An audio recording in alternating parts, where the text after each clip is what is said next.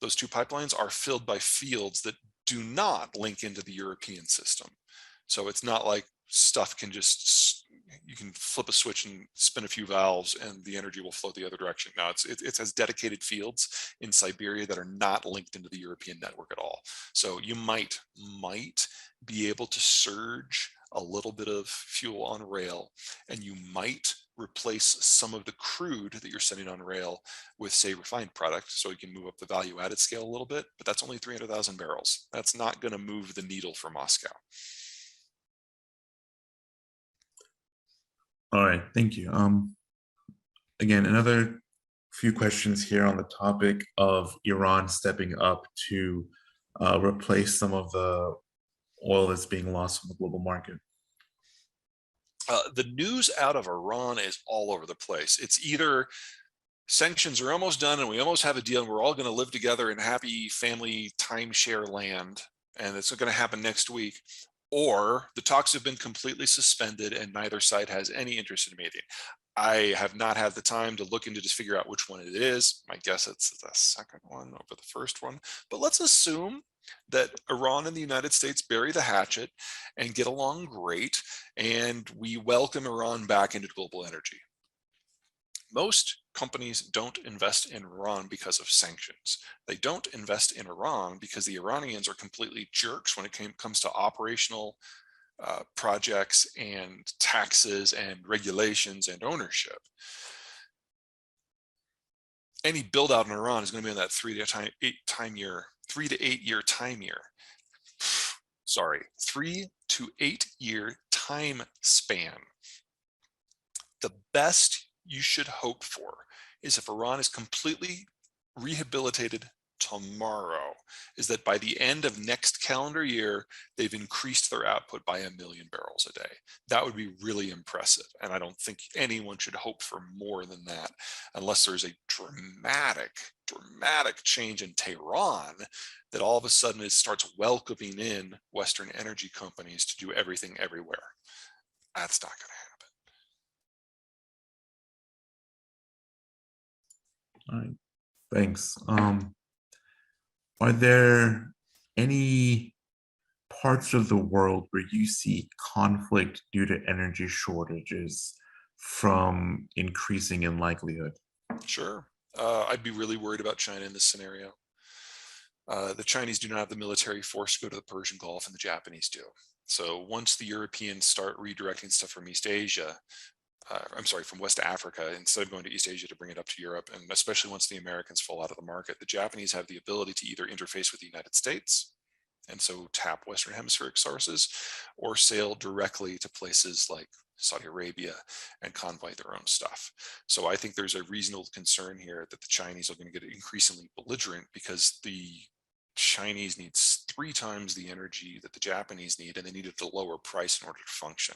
And if this just stacks on all the other problems that are boiling up within the Chinese system, that's a regime killer. So I can see a very real risk for an energy tinged conflict between China and its Asian neighbors. In the Persian Gulf, yeah, I mean, there's always the risk in the Persian Gulf that something's going to go horribly wrong. But in an environment where energy prices are high and rising and volatile, I can see a lot of countries who have the ability to stick their fingers into the Persian Gulf region to take more aggressive actions with the locals in order to supply supplies for themselves. It's a short list: Japan, Britain, France, Turkey, and with a very small number of vessels, China.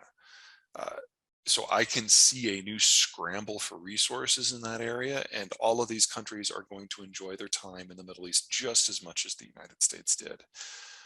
In all of this, they will, however, all of them be attempting to partner with the Saudis, because the Saudis produce significantly more crude than the Iranians do. They're much easier to deal with.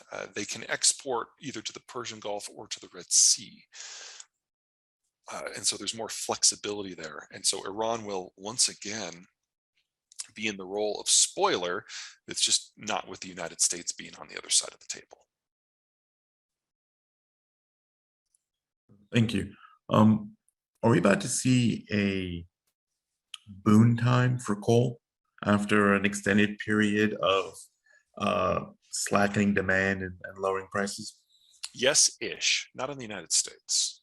Um, Coal is not cost competitive with US shale gas. Even though we've increased our demand for shale gas by 50% in the last 12 years, and we're going through price discovery for the first time in a while right now. That's one of the reasons why prices are ticking up. Coal is just not competitive with that in the long term, especially if we have a crude export ban. So I don't expect that to happen here. Everywhere else, though, yeah. Coal is something that's local. Now, this is something that's difficult to trade because if the coal is produced locally and it's consumed locally, there's only so many places that capital can get in there, especially if it's from the outside. And the country that had the biggest reputation for playing in international coal was Russia, and that's probably not much of an option unless you're in China these days.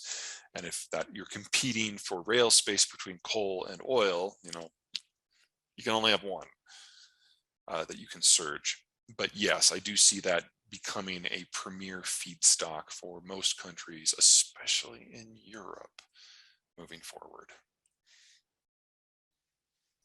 I think you've addressed some of this in your discussions about the sort of long lead times to bring projects online. Sure. But what about what does the future hold for places like Alaska's conventional oil deposits, Southeast Asian energy projects? There's also another question here about Papua New Guinea's LNG.